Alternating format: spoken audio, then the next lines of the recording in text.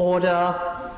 Just before I call the final speeches of the debate, I have to notify the House, in accordance with the Royal Assent Act 1967, that Her Majesty has signified her royal assent to the following acts: the Contingencies Fund Act 2020 and the Coronavirus Act 2020.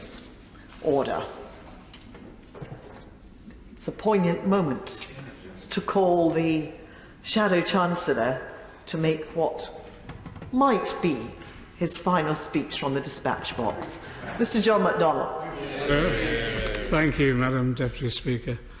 On Monday, the Prime Minister ordered the 21-day lockdown, and he asked non-essential retail and leisure facilities to close. We supported that measure, all of us. Indeed, we called for it and we welcomed it. But today we need clarity. We need clarity and security for all. The spike in deaths that had been predicted hit us yesterday, with 87 of our fellow citizens killed by the coronavirus in a single day. The numbers have reached 435 who've lost their lives, and all of us send our condolences and deepest sympathy to their family and friends.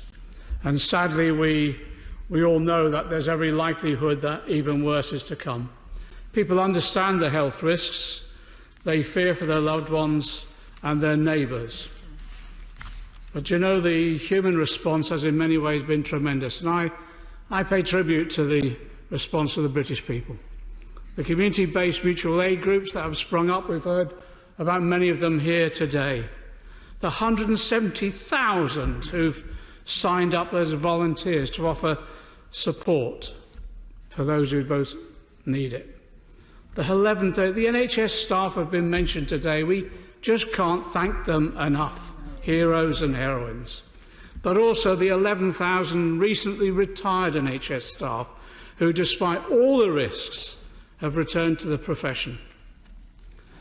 People and businesses were reassured initially by the Chancellor's financial package, but we have to be honest with ourselves. In recent days, the gaps have emerged, and people are worried, and alarm bells are ringing right the way across our constituencies.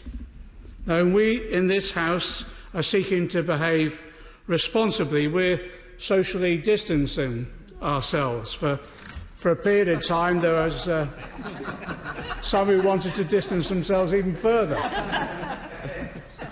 But politically, we've come together, and we're working across party lines to get this right. So it's in that spirit today that we've all been appealing, all of us, for the government to act, and to act urgently to plug the gaps that have come to light. Let's be honest, this is not a blame game. This is genuine, constructive engagement on all sides of the House. Our constituents are raising issues with us, well, with all of us. And members have mentioned it, the self-employed in our constituencies, workers on insecure contracts, health and social care workers, and so many others. We've been inundated, haven't we, with emails and telephone calls and even personal representations in parts. And they all have one thing in common: they're worried about their security, their income, their job, and in some instances their home, but especially the well-being of their families, their children and their elderly relatives. And it's the job of government, it's the job of politicians, it's the job of all of us to provide that reassurance, especially at the most worrying times. And I have to say, while people by and large are behaving responsibly, some employers are not. And we've heard about them today. We've heard about them from honourable member from Newcastle upon Tyne, from Glasgow South West, who urged us to name and shame, from Sefton Central, from honourable member for Gordon and Brighton Kemp Down. All of them have named. I was contacted by one of the honourable members who couldn't be here today, the honourable member for West Derby, and he just gave the example of Matalan in his constituency in Liverpool, where the shops have been closed, but the online shopping goes on. So what the employer has done is got 200 workers in a shift, packed together, working closely, handling items of clothing straight after each one, then no gloves or masks or cleaning products. And it's now reported that contract workers have been told they face the sack if they self-isolate. That sort of behaviour is unacceptable. Yes, there are the Tim Martins and the Mike Ashleys, but we've heard today there are too many employers behaving in this way. And let's be clear as well, and let's do this cross-party. We condemn those employers, but we also condemn those banks who see this crisis as an opportunity to hike interest rates on overdrafts, and knowing that so many are going to see their income fall. And we condemn those retailers who are hiking prices as people anxiously shop less frequently, profiteering in a crisis. But the whole country needs clarity about what should be happening in this lockdown, both businesses and workers. So the Prime Minister described this as a war against this virus. I agree with him. In the Second World War, there was an initial period described as the phony war. I have to say, for many, because of the inconsistencies of the interpretation of the lockdown, we seem to be in some places in a phony lockdown. He's making reference to a mixed message, and would he agree that there is a mixed message going out from the Foreign Secretary who says all UK citizens must return home, and yet when we contact the Foreign Office, it appears that there's no way that there's any help available for people to come? I'll come on to the issue of repatriation briefly, but let me mention it now. All of us have got constituents now who are contacting us about their loved ones not able to come home, and we need clarity about what is available, what support that can be given, and if it requires emergency measures, let's undertake them, because people now are deeply worried and isolated.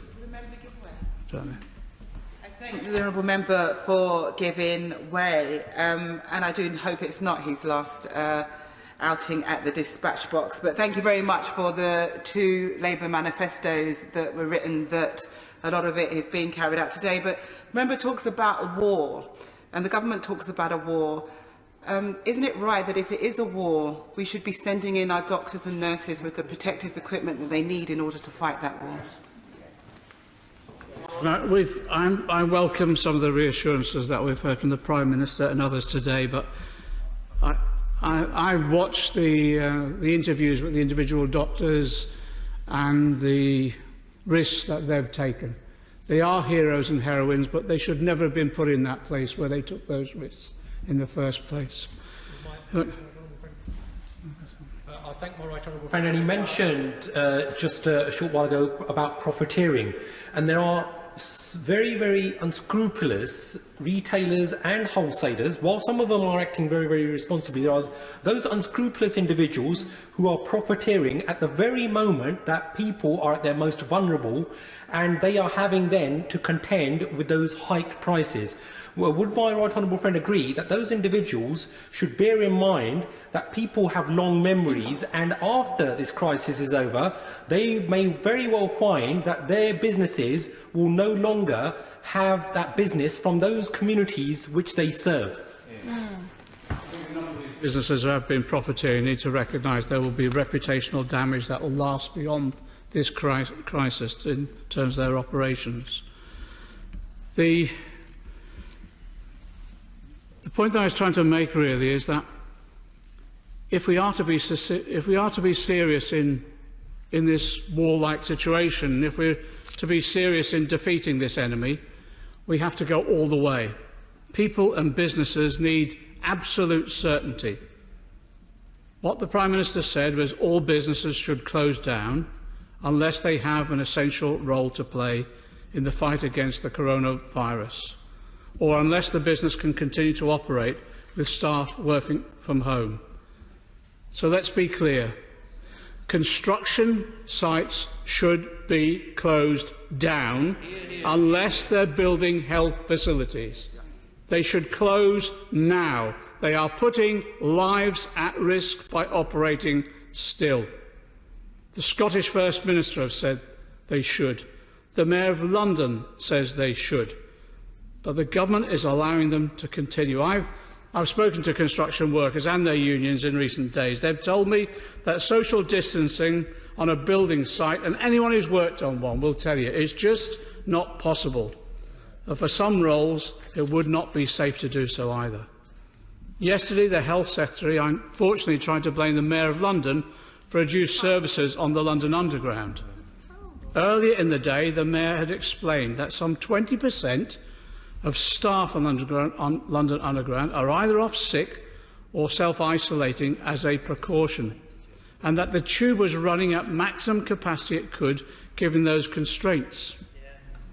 The construction company, Taylor Wimpey, they've taken, and I praise them, they've taken the responsible decision to shut down all its sites. I commend them.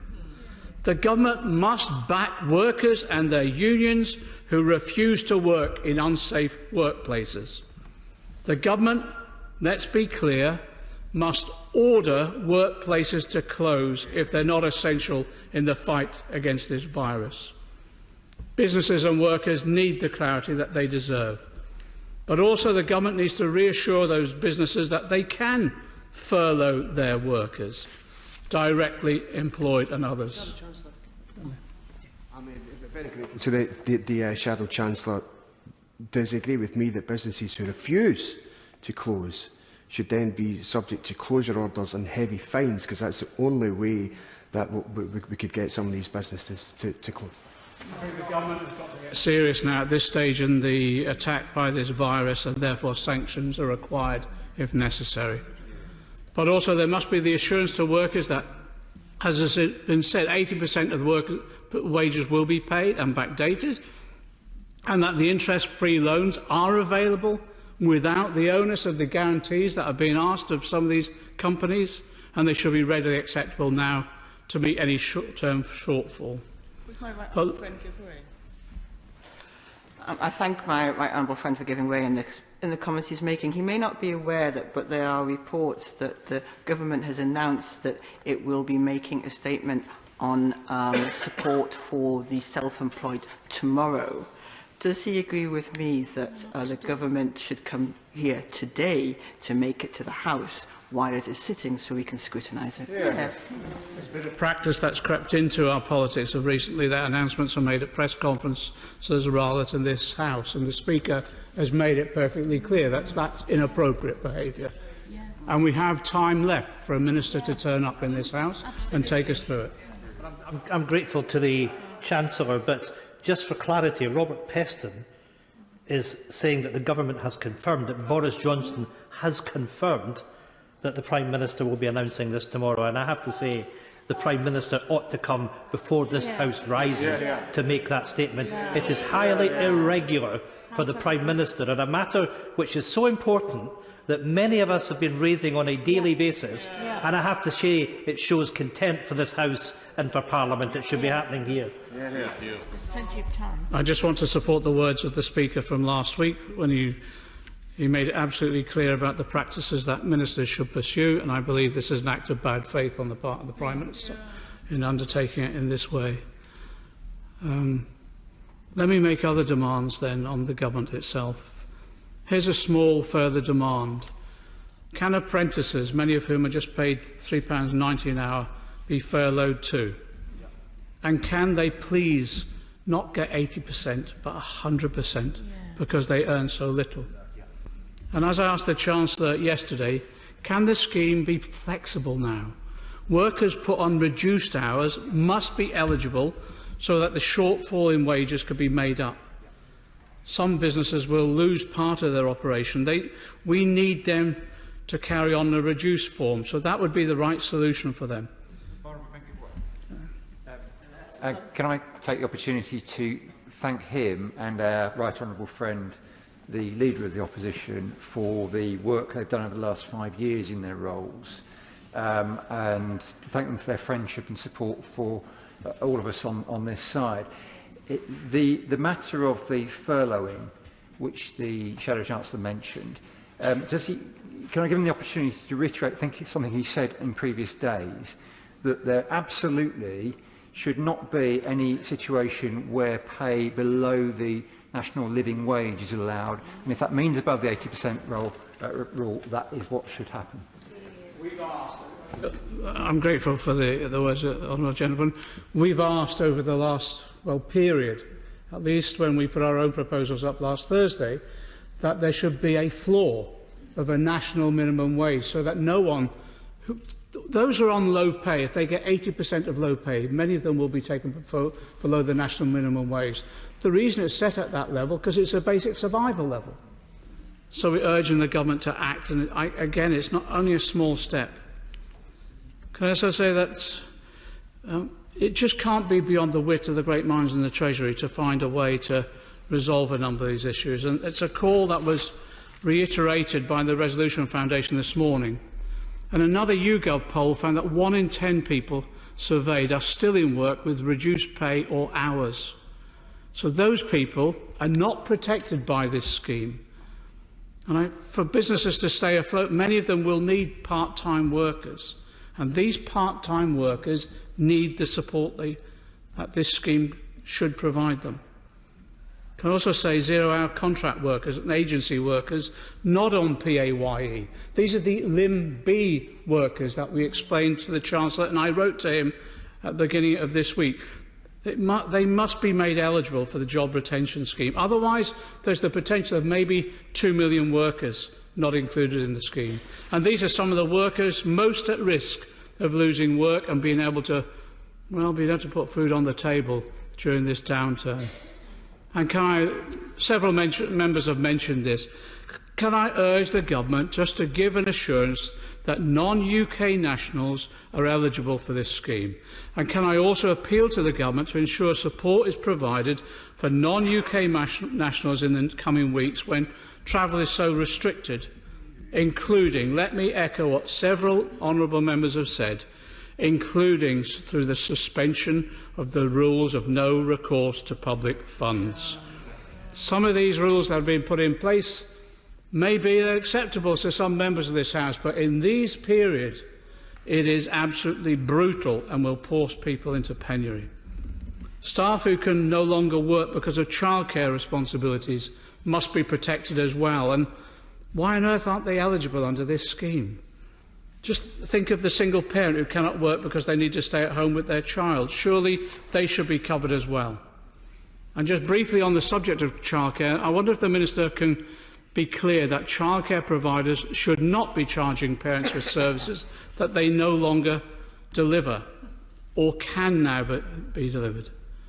But those childcare providers as well must be supported in the long term as well, because we will need them.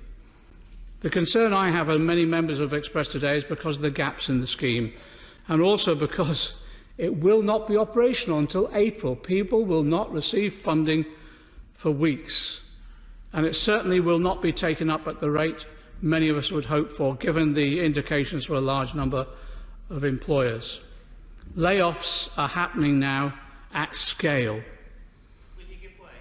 Certainly.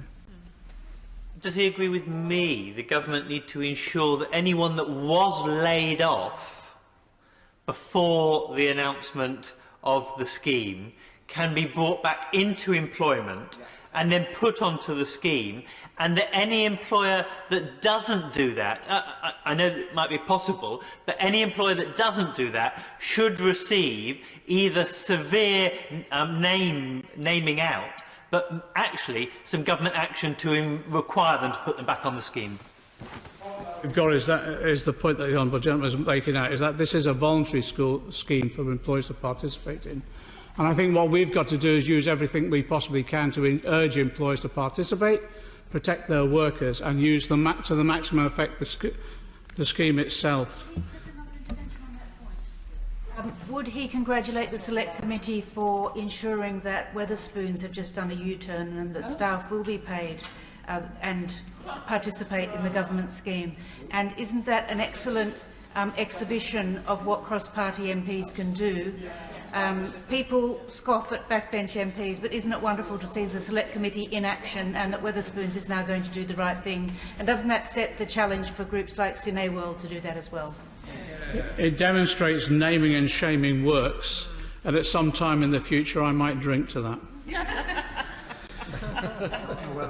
Layoffs are happening. Layoffs are not necessarily. Layoffs are happening out of scale, as I said. And as honourable members have mentioned the statistics, the DWP Secretary has said that nearly 500 people now have applied for universal credit. And can I welcome, as always, the work of the Right Honourable Gentleman for East Ham and the work that he and his committee have done in terms of demonstrate the nature of the reforms that are needed for universal credit. But we need those reforms rapidly now to be able to assist people and keep them out of poverty. I thank the Shadow Chancellor for giving way again. He's been extremely generous. Coming back to the point on layoffs, does he agree that we have to ensure that those opportunistic employers who have either carried out or threatening layoffs at the moment, once they receive funds from the job retention scheme, and once this crisis is over, should not then immediately think they could lay people off, and that we need some guarantees from the government on that? I'm grateful for the intervention, if only because it enabled me to have a drink. But it was a useful intervention because the honourable gentleman will argue that we were suggesting to the government that some of these loans should be conditional on participation in the scheme and the guarantee not just of the 80% but the 20% that they would pay to top up the salaries as well. That 500,000 people applying for universal credit is a sign of the job losses and the scale of job losses that we're facing with now. So there's a real need to close the gaps and bring forward the scheme with some urgency. And, Madam Deputy Speaker, as many have said, there are 5 million self-employed out there. The self-employed, let's be clear, they pay the same rates of tax, so they deserve the same protections, and they're losing out. As we've heard, the scheme now will be announced tomorrow at a press conference. So let's say clearly, the self-employed must be treated fairly, and they must be treated as any other workers, as in the job retention scheme. So let them be able to claim 80% of the income lost, yes, self-declared, and if there are any concerns about overpayments, as exactly as has been said, they can be clawed back in their next tax return. This is not as complex as some have said. And yes, if people claim fraudulently whilst still working, they'll be rightly prosecuted. It's as simple as that. But right now, and we've heard it from the honourable member from Coventry South, North Durham and elsewhere, right now millions of cabbies, childminders, plumbers, electricians, painters, decorators, actors have all lost work or they've had to close down their businesses, as have builders designated as self-employed under the construction industry scheme, and they have no income. They need a solution now. And can I just point out that we'll see what the scheme is tomorrow, but the delay has just been unacceptable. And for all those saying it's complicated, yes, it can be complicated, but other countries are managing it. Just the example that was being given earlier, one example, Ireland. Their national support scheme will be up and running on Friday, and it covers both PAYE and self-employed at 70% of their net wage. And many other countries have had more comprehensive schemes and more generous schemes. Let me just turn to the issue that was raised by the honourable member for Brighton Kemp Town and the honourable member for Brent Central. It is about statutory sick pay. It's been said time and time again in this House. The Health Secretary and his predecessor have been honest. When they were asked, can they live on £94 a week, they said no. So it is blindingly obvious the rate has to be increased, a rate that is less at the moment than half the level of many other European countries. Our view is that should be at the real living wage, but we need an increase and we need it rapidly because people are having to choose at the moment between health or hardship. And I give the House another real example sent to me by an honourable member whose constituent have been told their terms and conditions are being changed. So instead of sick pay of 3 weeks on full pay, they'll merely get SSP. And while the Minister's at it, let's stop insulting the unemployed and disabled people, telling them that they've got to live on £73 a week, or if they're under 25, £57. Thousands of workers have been laid off in recent weeks through no fault of their own, and many are struggling online to make a claim for universal credit, as several members have pointed out. So we want to know urgently from the government what it is doing to expand the capacity in these departments. I urge the government to heed the call of the Resolution Foundation today. Yes, exactly as we're saying, to raise job seekers allowance, raise employment support allowance. And we've suggested the urgent need as well to increase carers allowance. Other members, like the Honourable Member for Brentford and Isleworth, raised earlier this week the proposal for at least a temporary £10 increase in child benefit to help lift children out of poverty.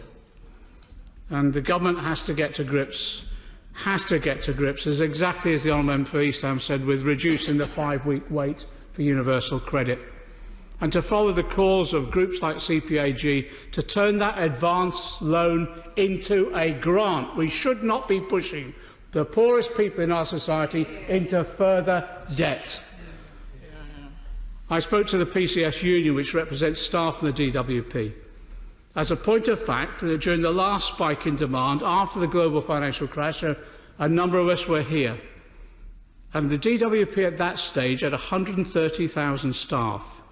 Today it has just 78,000 staff. We're told there may be an extra 10,000 coming. But we're asking, just as the Honourable Member for Glasgow South West said, the contractors and the staff that are employed directly, they need to be cared for. So there has to be the enforcement of social distancing and proper protections.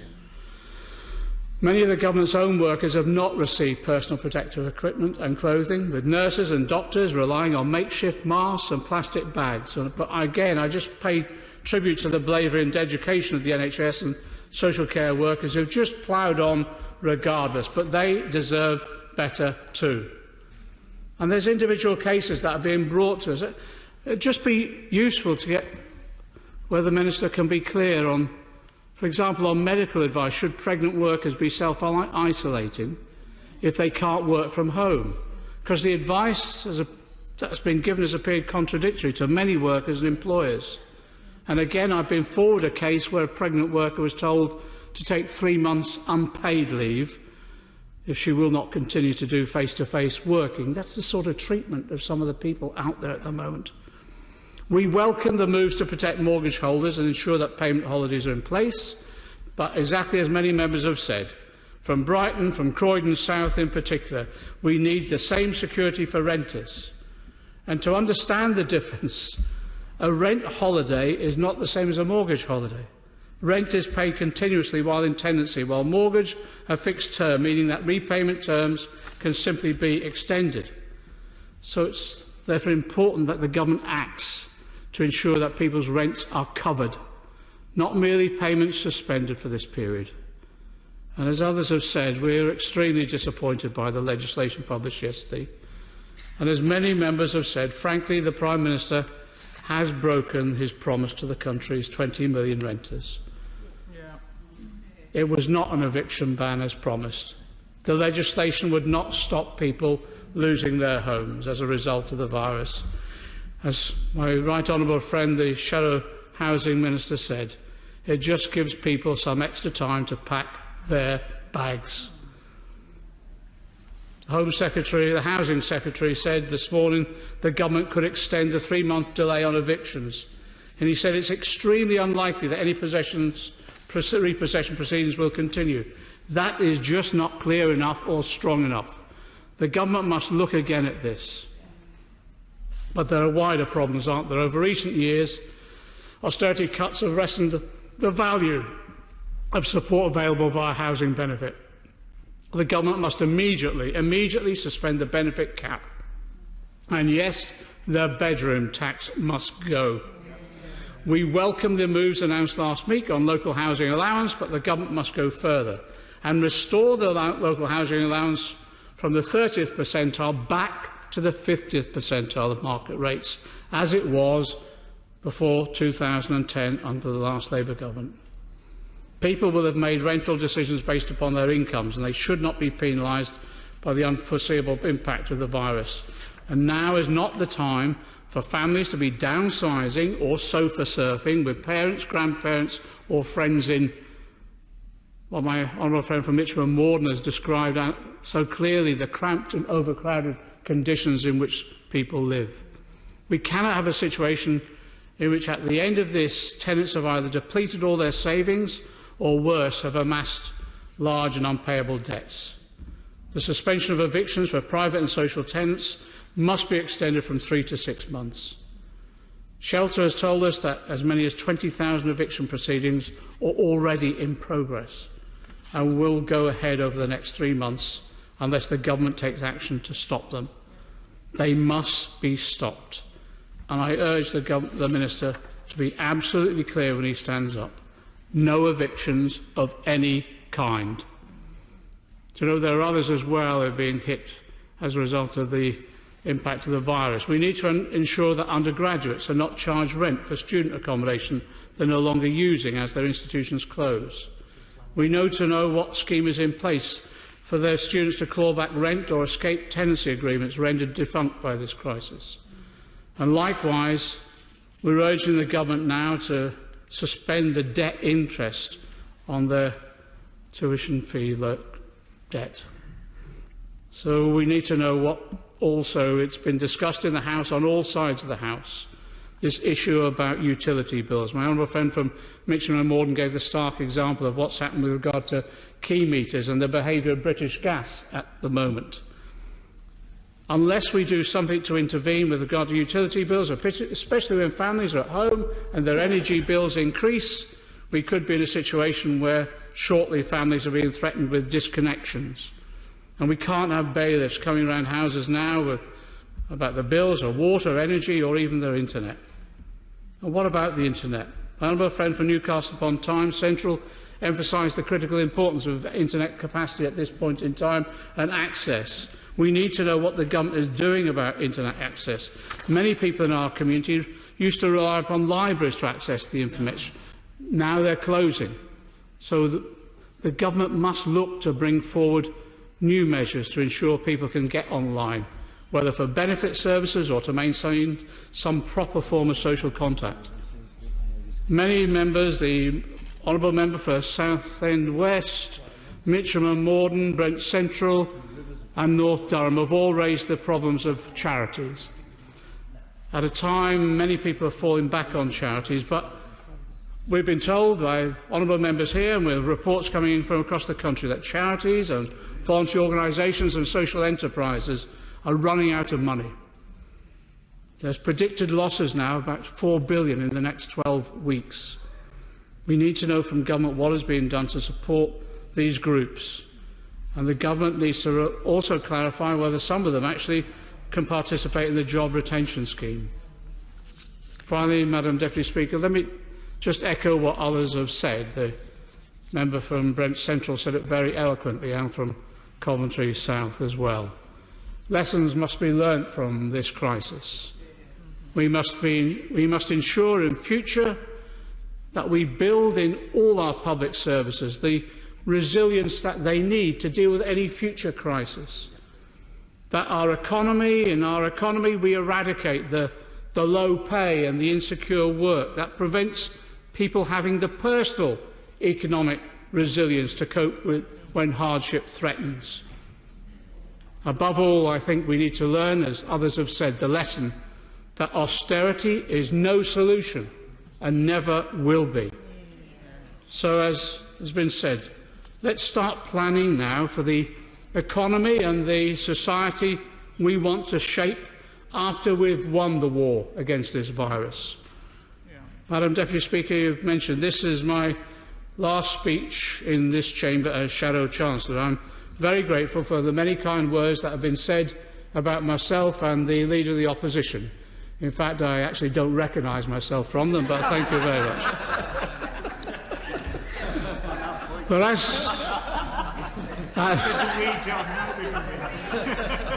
it's almost as though I've been tamed. The old John McDonnell. No, never mind. Okay. Look, Madam Deputy Speaker, some of the members present will recall that when I address party meetings, I usually end with a single word. It's a word upon which the Labour and Trade Union movement was founded. It's based upon a secret we discovered, a secret that working people learnt in the fields and workshops of the early Industrial Revolution. It taught us, as my honourable friend said earlier, that unity is strength. An injury to one is an injury to all. That word is solidarity. And it will be solidarity that will see us through this crisis to protect our community, and upon which we should build our society in the future. So, Madam Deputy Speaker, I end with solidarity. Yeah.